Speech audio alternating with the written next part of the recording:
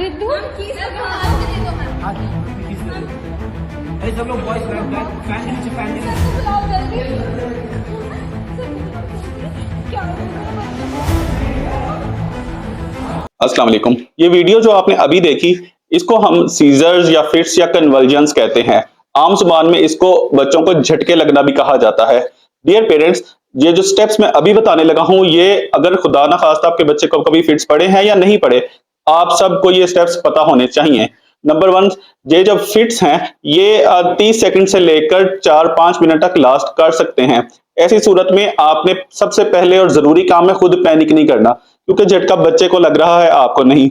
Number 2, बच्चे को पानी पिलाने की कोशिश नहीं करनी और बच्चे को अपनी तरफ कई माई चिखनी है, इधर देखो, मेरी तरफ देखो, ऐसा नहीं करना, क्योंकि उस वक्त वो झटका उसको पड़ रहा है।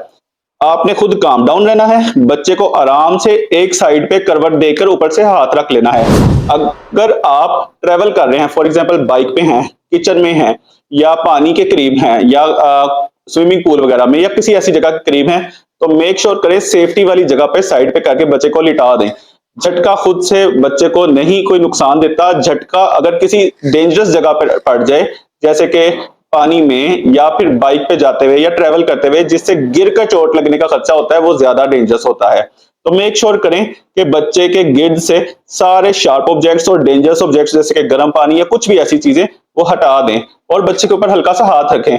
थोड़ी देर के अंदर ये झटका खुद खत्म हो जाता है। और एक और बात, एक झटका पड़ने के कुछ मिनट के बाद दूसरा झटका भी पड़ सकता है।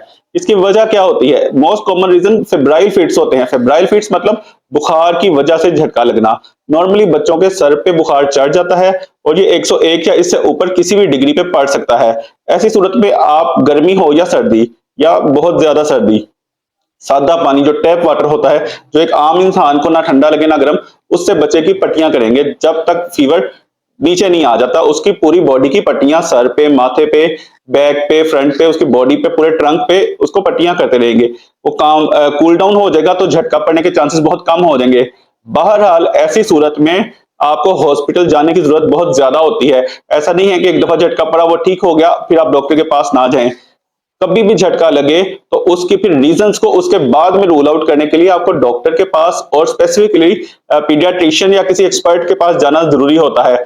इस तरह का मसला गली मोहल्ले के डॉक्टर हल नहीं कर पाते। जो डिस्पेंसर होते हैं, proper MBBS registered medical practitioner, paediatrician या हॉस्पिटल में जाएं और बच्चे का प्रॉपर फिर वर्कअप करवाएं।